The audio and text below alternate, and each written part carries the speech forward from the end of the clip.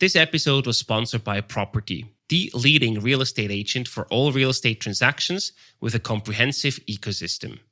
They combine highly trained experts with the latest technologies on an intelligent platform to provide clients, brokers, and service partners with risk-free, flexible, and simplified services. Learn more at property.com. That's property with an I.com. Every Fortune 500 company is adopting Gen AI as we speak, and every single one of those needs security. In my view, not only the largest technological transformation, it's also one of the fastest ones.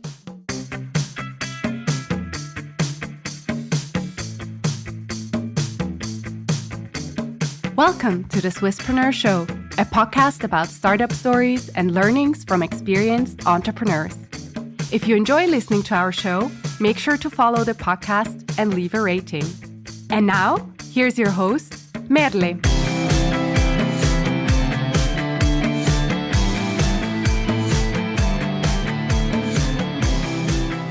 I'm very excited for this conversation today. I'm sitting here with David, co-founder and CEO of Lakera AI, a real-time Gen AI security company. Thank you so much for taking the time, David, and being here today. Thank you, Melle. Appreciate this. I know we've been wanting to do this for a while, and I'm glad we made it here. So we thank you so finally much. managed Thank you. to find a slot.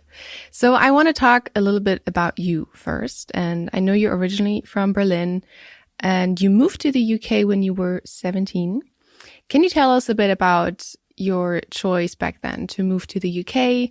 And you did your bachelor's and master's degree at Imperial College. What was that like, and why did you do that? Yeah, of course. I didn't grow up in the parts of Berlin that are well known to all the visitors today, all the party places and sort of downtown. I grew up in the outskirts, and one of the biggest universities in Germany is just around where I grew up.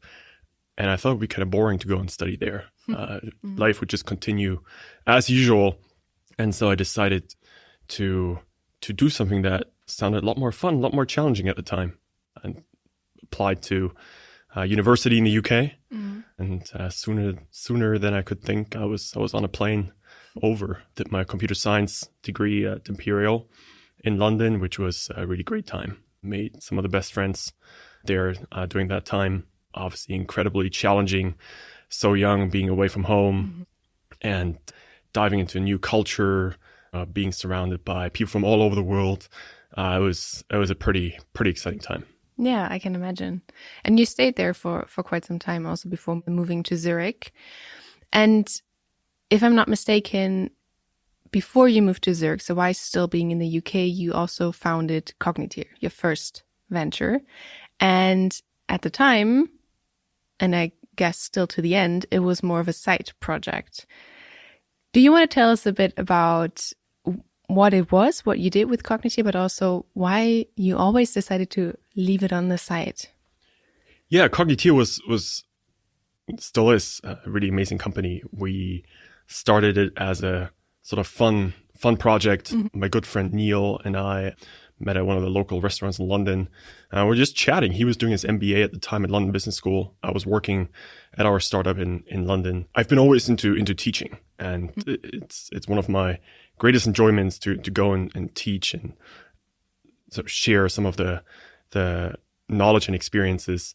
And I was telling him about that, and he knew very well what I was doing, a lot of the technical work, coding, building really exciting software. He was at business school, and he realized that a lot of people at London Business School were looking to learn more about that world, more about the technical world. What does it mean to build an ML model? What does it mean to do data science? What does it mean to work with AI? And so we had this insight literally over lunch where we said, there seems to be an exciting opportunity to look at all the people that are doing incredible work, let it be marketing, let it be medical professionals, let it be all the incredible people that haven't had a chance to get exposure to coding at the end of the day. And so we thought, well, if people are interested, why don't we host a little workshop at London Business School, do it on a weekend, ended up being on a Saturday, and see if people come. And so we put together this coding workshop. Of coding bootcamp for LBS at the time. And we put it live. I still remember creating that sort of Eventbrite registration page. Yeah. And I thought like, wow, who's going to sign up to that? Like nothing's going to happen.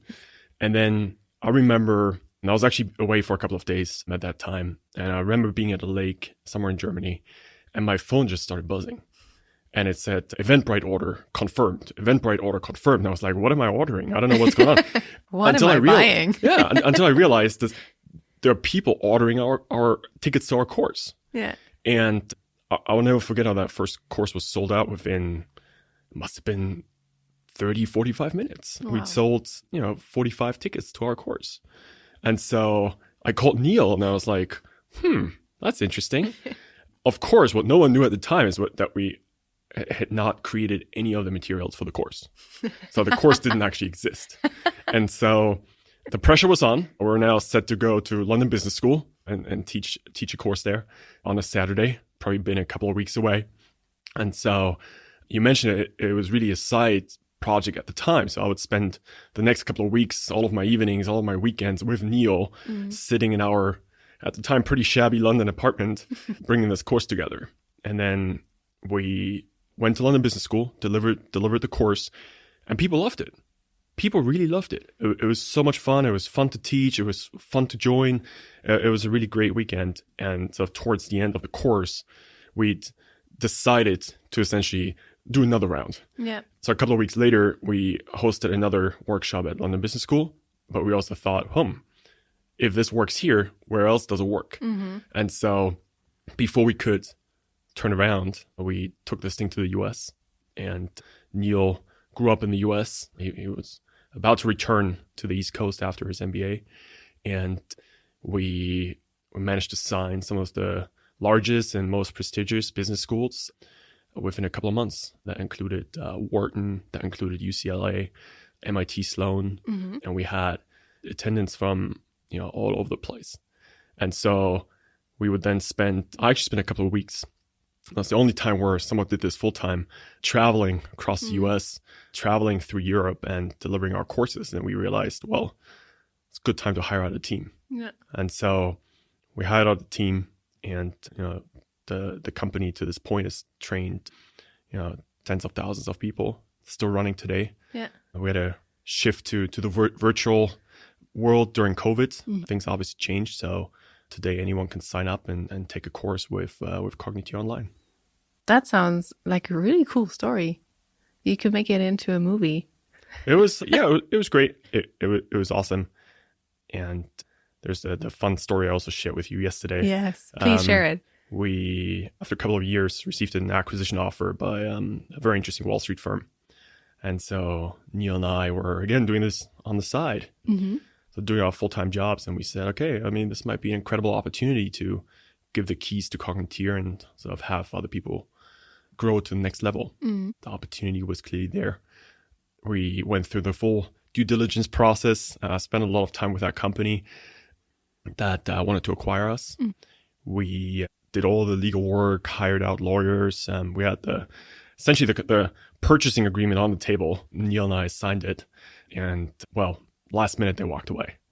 So it was pretty painful at the time, but to this point, one of the most incredible experiences is really bringing it from that sort of restaurant in London, where we had a fun idea, turned that into one of the largest education providers to financial professionals, in particular around the world, and brought it all the way, essentially doing the whole process without the signature at the end. So it was a pretty incredible experience. And the company still exists? Company still exists. Universities or business schools like MIT Sloan are to this date one of our strongest customers. So yeah, it's been great. That sounds incredible. And fast forward 2021, you founded Lakera, the startup that we're talking about today as well, with your co-founders. And that time, you actually decided to quit your day job and go all in with your other founders, Matthias and Matteo. So first of all, how did you three actually meet? Yeah, that's a good question. I've known both of them for a long time. Mm-hmm. Matthias and I met in London during our first year of studies. We would end up studying in the same building, living together in London. and also working together here in Zurich. In fact, we moved in together multiple times in different cities. And he became also my co-founder at Lakera. Matteo and I had a brief period after my master's studies where I was thinking about doing a PhD. I really enjoyed my pretty research-oriented master's degree. Really enjoyed that. So I was thinking about doing a PhD. Didn't in the end, but during my interview process, I met Matteo. Yeah. And so we had a really great time. It was like a lengthy 2-day interview process at the Max Planck Institute in Germany. And we had a really great time. Went out for drinks. Actually flew back together to London, and we stayed in touch over the years. Mm-hmm. One story that not a lot of people know is that Matthias and I, working at Daedalian, which we can talk about in a minute, actually tried to hire Matteo after his PhD. Yeah. But Google was too strong at the time. So we thought, well, why don't we use the next best opportunity and start a company together? But all in all, I've known Matthias for 15 years now, Matteo for 12, 13 years, and they've always been a part of the journey. And you just mentioned that you were working at Daedalian at the time. What was different to the time you founded Cognitier, where you said, I'll do that on the side, but now you both decided, let's quit and go all in? What was different this time? Yeah, I mean, Cognitier has really always been this sort of organic side project, and a lot of fun. But my background is really, I've got a very technical background, so I've been coding for most of my life. Did my CS studies, and for sort of the 10 years after, I spent time building companies, and always at the intersection of AI and heavily regulated sort of safety and security critical industries. So I was first in finance, went into healthcare, and then was part of the group that started Daedalian in 2016. So that has really been the journey and what's been driving me sort of ever since I was at university. And I did realize sort of a couple of years ago that I've been making my life unnecessarily hard. There are much simpler things to build than fully autonomous autopilot, or when we used deep learning in 2013 to apply to healthcare diagnostics, and everyone was telling us we're crazy because no one understands these systems. At the end of the day, what I really enjoy is being part of or bringing together groups of amazing individuals and working on incredibly hard problems. And at the time, 2016, but also with Lakera, that's really the case. We're working on really hard and relevant problems, get some amazing people around the office, and build some amazing technology. Nice. End of month accounting got you ready to smash your laptop into 1 million pieces? Meet Infinity.Swiss. Get through your invoices and receipts twice as fast with AI accounting that's surprisingly satisfying. We actually use Infinity.Swiss ourselves here at Swisspreneur, and we absolutely love it. Check out their special offer for founders at infinity.swiss/Swisspreneur. You just also said about Gen AI and the security that it also kind of needs. And I mean, it has accomplished incredible things in the past, couple of years. But as said, with new tech also comes new threats. So can you tell us a bit about what you want to achieve with Lakera in that sense? Yeah, I guess with power comes responsibility.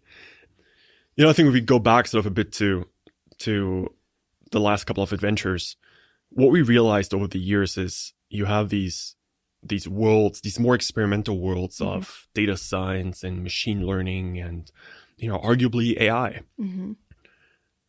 When you want to bring these amazing concepts into fields like healthcare or aerospace, essentially everything that you've learned or people tell you falls pretty flat.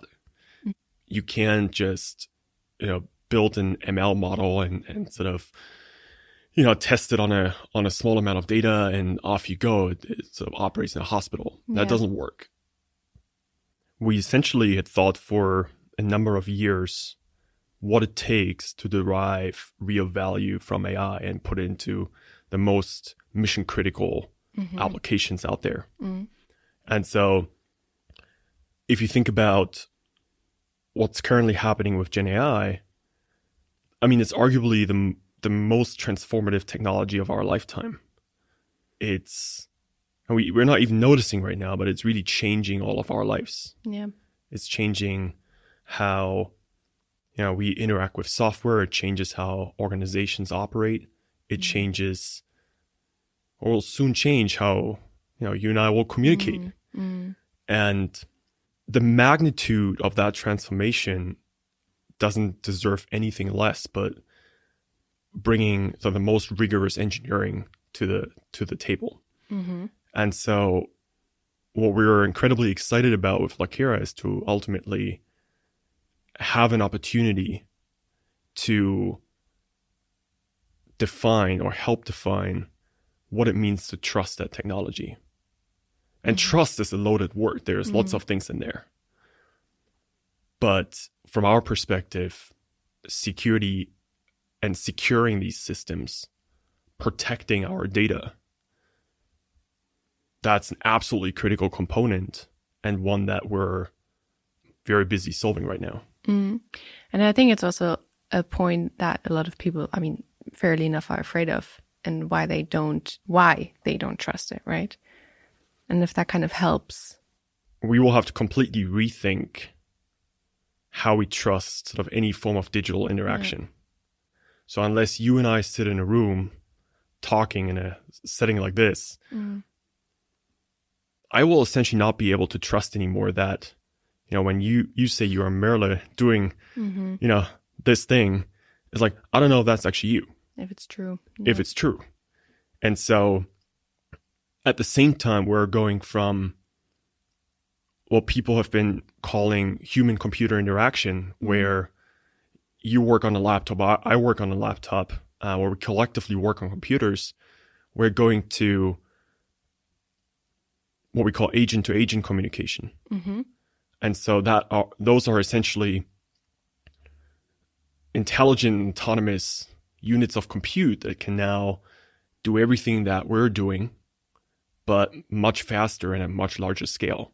And so coming back to what we just discussed, I think the big question that we all need to think about, and it goes way beyond what we do at Lakera, is how can we trust that ecosystem?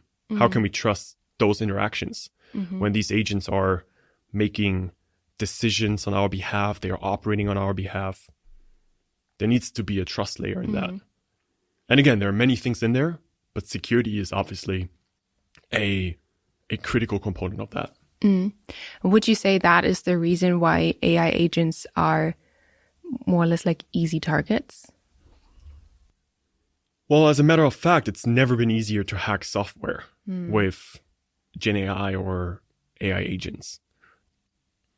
We, as you know, launched a really fun platform about 1.5 years ago that has become an incredible platform for the world to learn about AI and some of the security implications that we see. Every day we observe 10-year-olds, absolutely flying through what is Gandalf, hacking a real Gen AI system with security protection in place.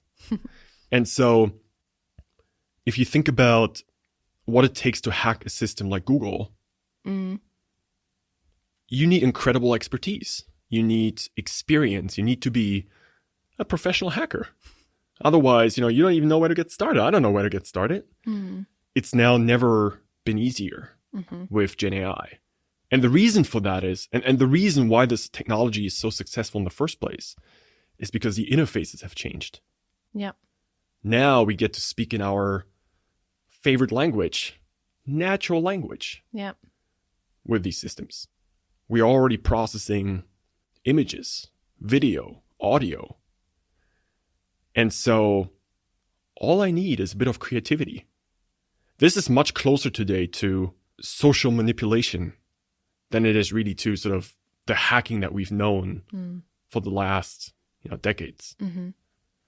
You manipulate these systems using human creativity. Yeah.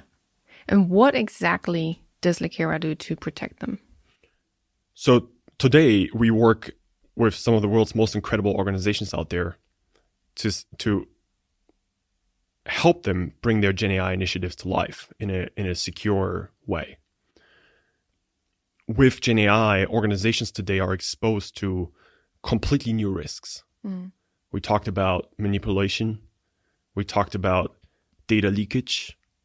In the end, these systems are connected to all of the corporate data within an organization. That makes them powerful. That gives them a way to reason about the world. It gives them all the information they need to be this smart and give us good answers, give us great answers, make us more productive. And so with these novel risks, we are essentially helping organizations mitigate those. Now, what's interesting is that the cyber risks that we are talking about here are completely new. We started with observing and analyzing network packets with, firewalls in the 90s. We went towards web application firewalls where we would look at HTTP headers and, see if someone is trying to tamper with my web applications. Today, we are observing and monitoring the most unstructured data you can imagine at the largest scale possible. And so Lakera provides security that essentially mitigates those risks for organizations. What does the market actually look like in your specific line of work? Every Fortune 500 company is adopting Gen AI as we speak, and every single one of those needs security.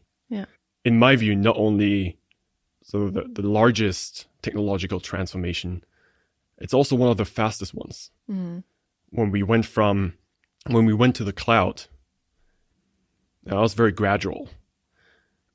Sam Altman gave a talk about a year after ChatGPT came out, mentioning that about 93% of Fortune 500 companies are using OpenAI's technology. Something like this has never happened before in our lifetime. No technology has ever taken the world so quickly. And so the race is on. Companies are making Gen AI a top-level strategic initiative. They're investing millions, tens of millions, sometimes more, into essentially preparing and moving their organizations into that new world of Gen AI. We see that it's transforming organizations tremendously already today, from making internal staff more productive, making work more fun as well, to serving existing customers more efficiently, to building out completely new products and experiences. One of our customers is a world-leading education company, and I'm always amazed at how they're using Gen AI to essentially transform how students learn from high school to university. It's changing all around, and so it's incredible to be a part of making sure that those experiences are also safe and secure. Yep. You said before that you partner with very big companies, and I want to talk about the business model that you have as well, because you have partnerships also in terms of brand partnerships, I think, technology and consulting. You offer free trials. Can you guide us a bit through how you set up your business model, what you started with first, and what you felt like makes sense for your customers? I think maybe to give you an insight about how this all came together, we launched Gandalf in the summer of 2023. That's the education platform. That's the education platform. It's a really fun game at the core as well. This game is now used, by literally every Fortune 500 company for internal training.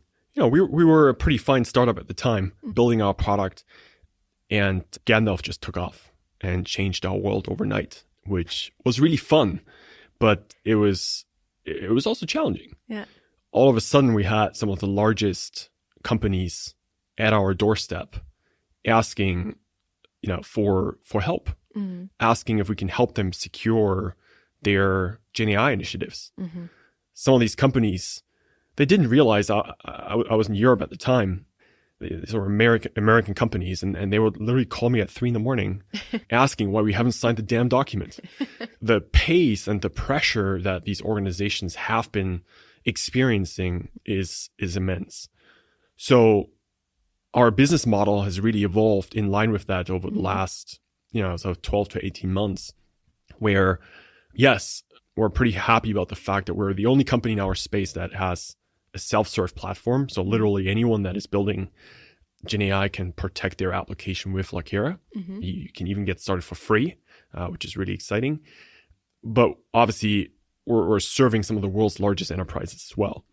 So what we've essentially done over the last months is working alongside them to find a pricing model that essentially scales with their ambitions.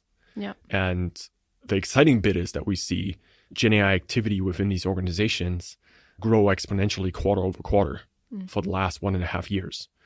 And so our business model really evolves around the idea that we want to make it very simple for people to get started and very quick for people to get started. And then we want to scale with their ambitions over time. Obviously, understanding again that this technology will, grow beyond our wildest imaginations. I think it's also great that you have this education platform to not only provide the service, but also teach the people that use it about like what comes with it. And you said before that people were knocking on your door because, of course, it went so fast and nobody knew really or knows really where it's going.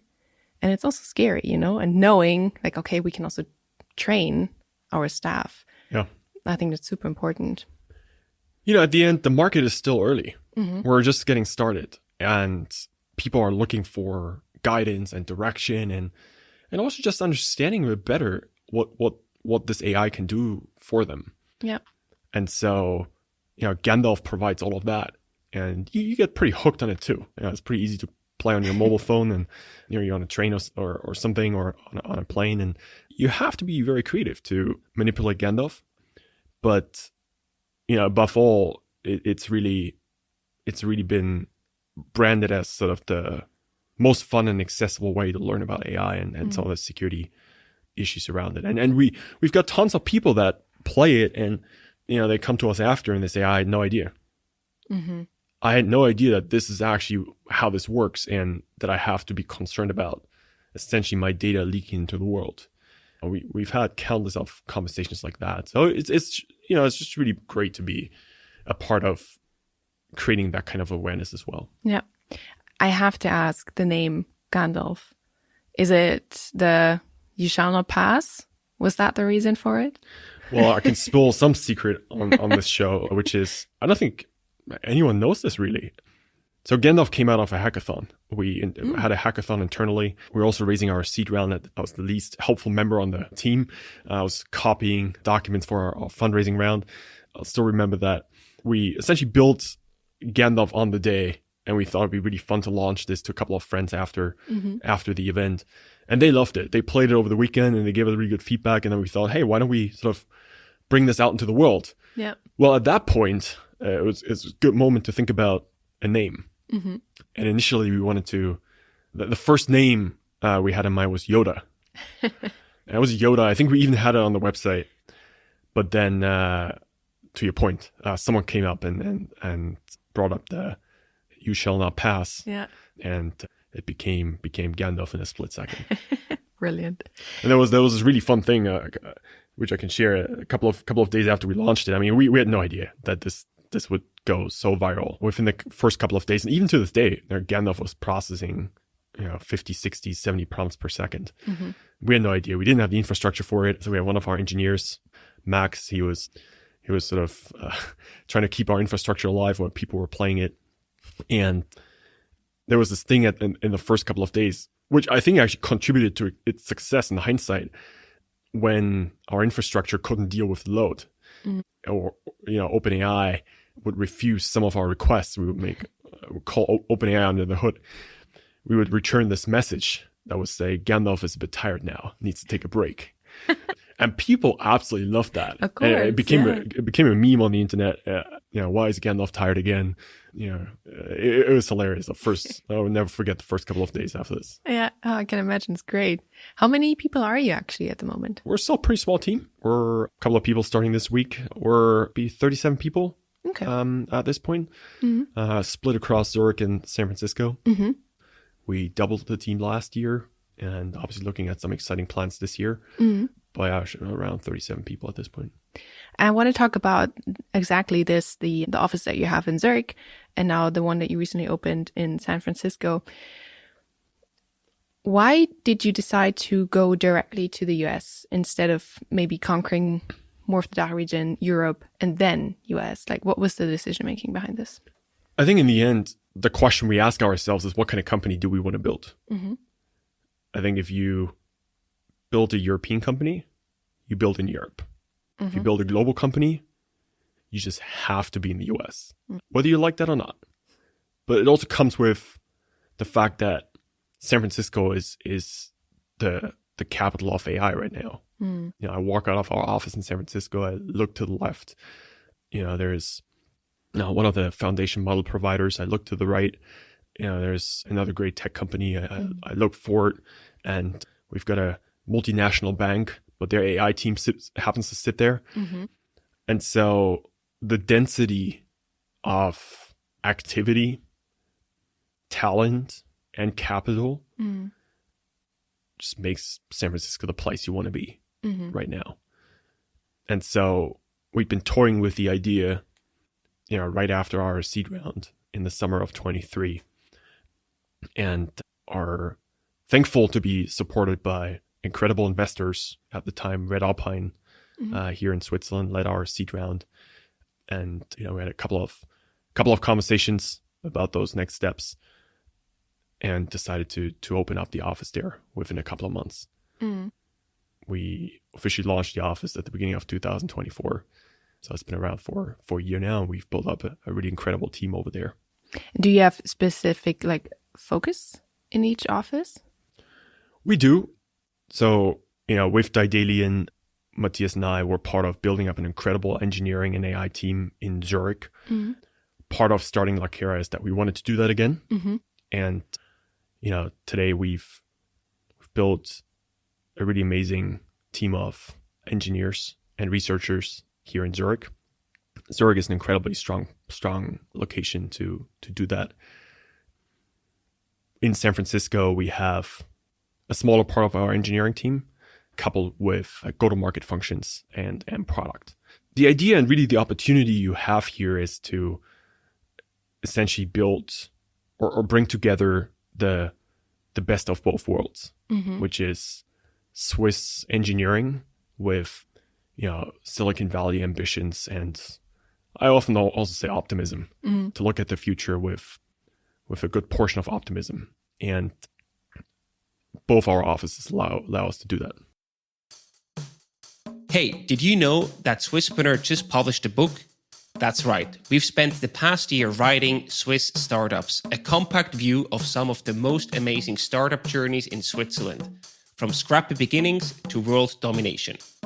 If you love listening to our podcast, then this is about to become your new favorite book. Find it now in all major bookstores or click the link in the show notes to order your copy from Helvetic today. What are some challenges that you see in managing a distributed team? Well, next to the countless hours on an airplane, in the end, it's a 9-hour time difference. It's a 9-hour time difference that can make it challenging. I tend to think that if you do it right, it can actually be an asset.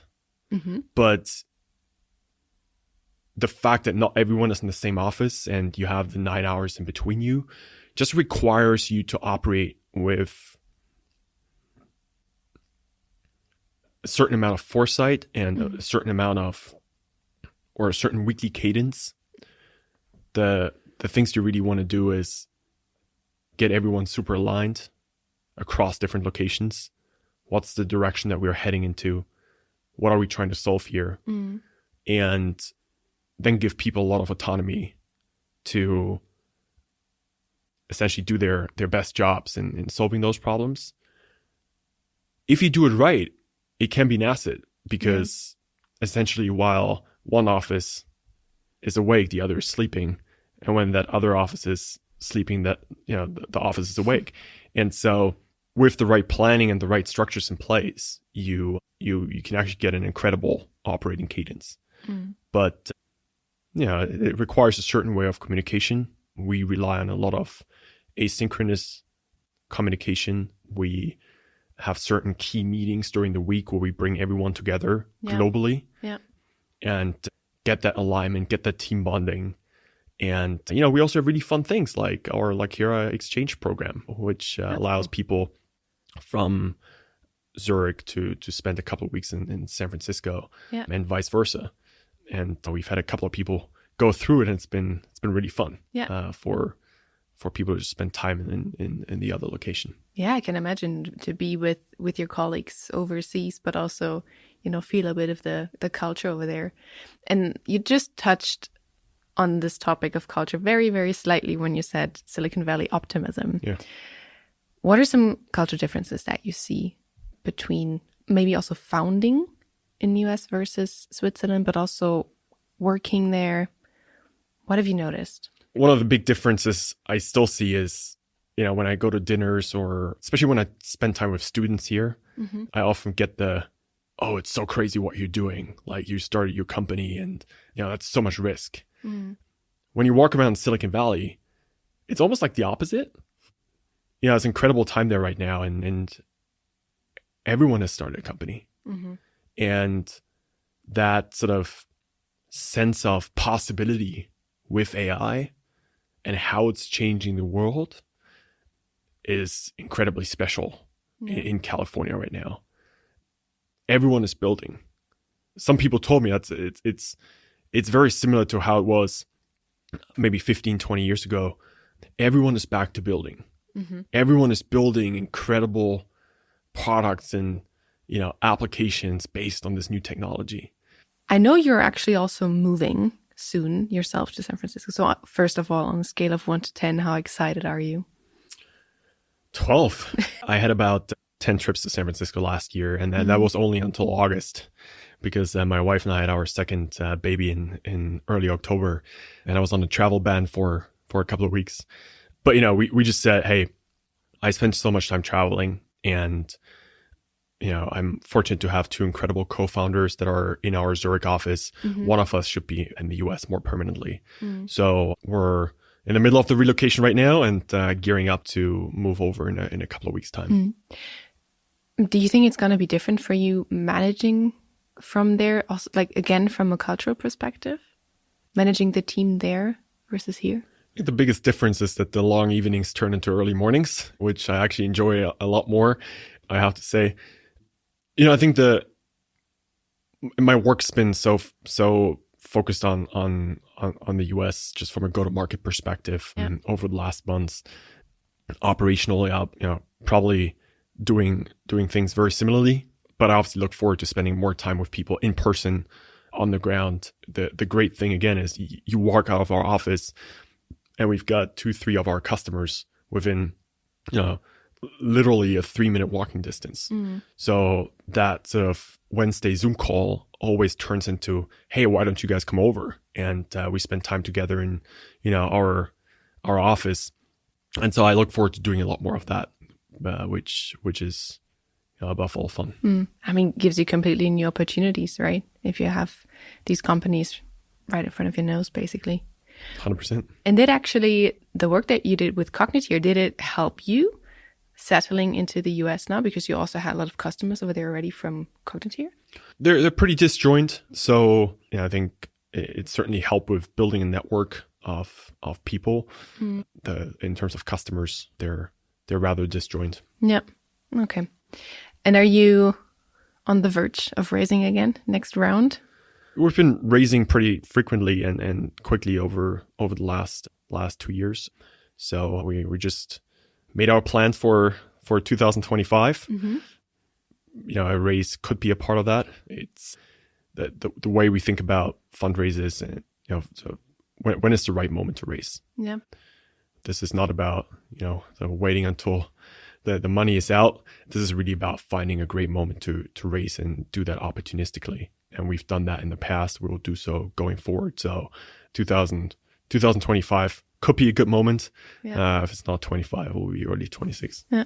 I think that's actually also an interesting takeaway for our listeners to don't wait, but, be opportunistic about it. Well, I think, part of the fundraising game is you don't want to race when your back's against the wall. You make the best decisions for the business when you have flexibility. Mm-hmm. We had a relatively quick, but also, I would say, interesting Series A raising experience where we had, financially speaking, an incredible term sheet on the table, but decided to not take it because we didn't believe the fund was the right partner for our journey. If, we'd been sort of a few weeks or, a few months away from the end of our runway, well, maybe we couldn't have had the flexibility to say, hey, we actually leave this incredible, financially speaking, this incredible offer on the table. Mm-hmm. Maybe we wouldn't have had that flexibility. Yeah. But I think creating flexibility for you and the business to make ultimately what are the best decisions for the business is the best thing you can do. And so that goes for many things, but also for fundraising. And so you never want to raise when your back's against the wall or, when the time is ticking until the bank account is empty. Yeah. And so you can also make sure that you have the people on your table that you want. That's the most important thing. I mean, we're always in this for the long run. And just like with everything that's hard, it's not always a straight up.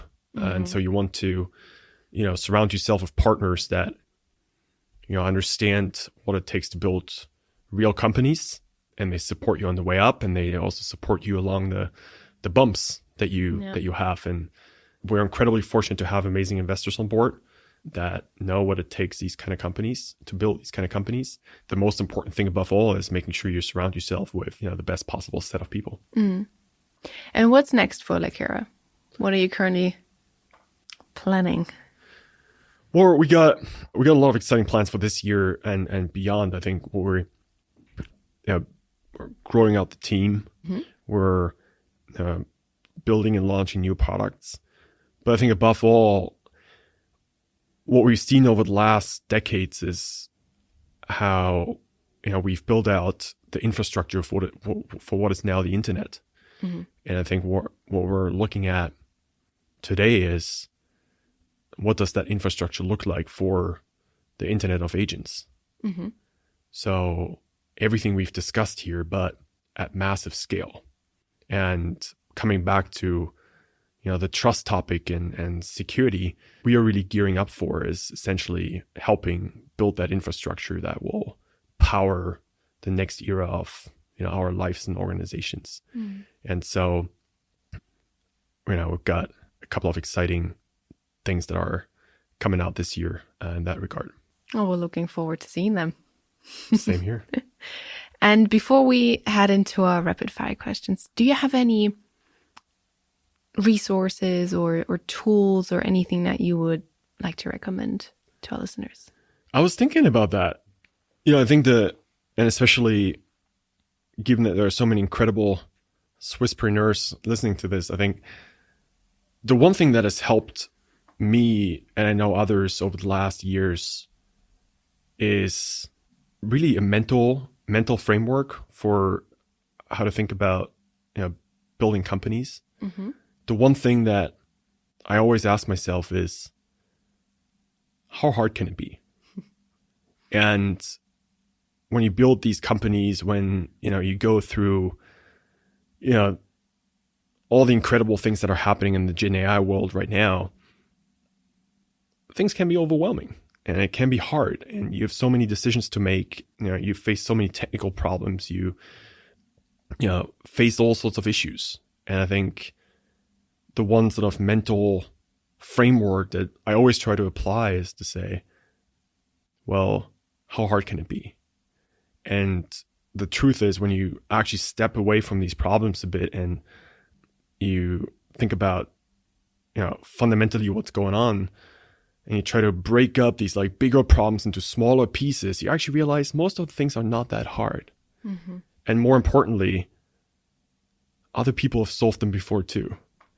And so it's been really, a guiding question for myself, but I also know for many others at Lakera and beyond.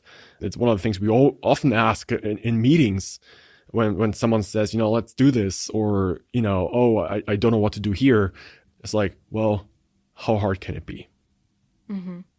And that's been incredibly powerful and incredibly helpful in not getting intimidated by what's out there, but always focusing on what matters and breaking things down and realizing it's actually not that hard. I like that. Some wise words for the end. So let's go into our rapid fire questions. I'll ask you some questions. You just answer straight with your gut. First one, Germany, England, US, or Switzerland? Oh, I will say the US. What's the most prominent at the moment, isn't it? Exactly. Outside of work, how do you use AI in your daily life? ChatGPT is definitely a big companion these days. I've just discovered Gen AI's power to summarize all of my meeting notes. I still think I'm pretty bad at writing down meeting notes. I write a lot, but I'm pretty bad at it. So now I've got a nice little workflow that turns this into notes that I can also read 3 months later, or that other people can actually use. So I'm pretty happy about that setup. That's a good idea, actually. It's very helpful. And lastly, part-time or full-time founder? Well, I think this is so hard. If you do something, you should do it properly. You need to remove all the optionality. You need to go all in. So a big full-time founder. And how hard can it be? Thank you so much, David. It was super interesting to talk to you. And thank you for your time. We're super excited to see what's happening with Lakera. Thank you so much for your time. Appreciate it.